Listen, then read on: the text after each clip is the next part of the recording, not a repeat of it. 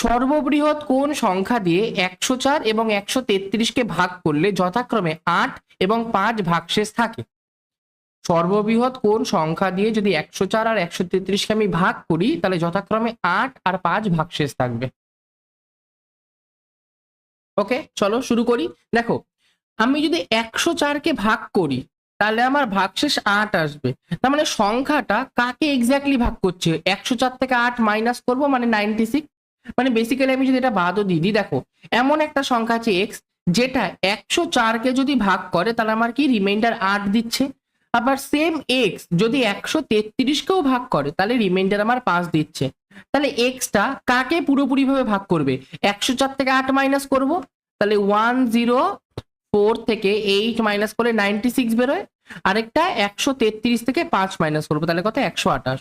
তার মানে নিশ্চয়ই এক্স যে সংখ্যাটা সেটা 96 আর 128কে পুরোপুরি ভাবে ভাগ করছে। আমাকে বৃহত্তম সংখ্যা বের করতে বলেছে। বৃহত্তম সংখ্যা মানে কি? গসাগু বের করতে বলেছে। তাহলে 96 আর 128-এর গসাগু আমার কত হবে? এদের মধ্যে ডিফারেন্স বের করব। ডিফারেন্স কত? ওদিকে 28 আর 4-এ কত? 32। তাহলে হয় গসাগুটা আমার 32 হবে বা 32-এরই কোনো উৎপাদক হবে। এবার দেখো অপশানে 32-এর উৎপাদক কোনোটা নেই, কিন্তু 32 আমাদের অপশান আছে, তাহলে ওটাই কারেক্ট অ্যান্সার। ঠিক আছে, তুমি দেখতেও পারো 96টা 32 দ্বারা বিভাজ্য, আবার 128টাও তোমাদের 32 দ্বারা বিভাজ্য, তাহলে কারেক্ট অ্যান্সার কোনটা হয়ে গেল? 32 হয়ে গেল।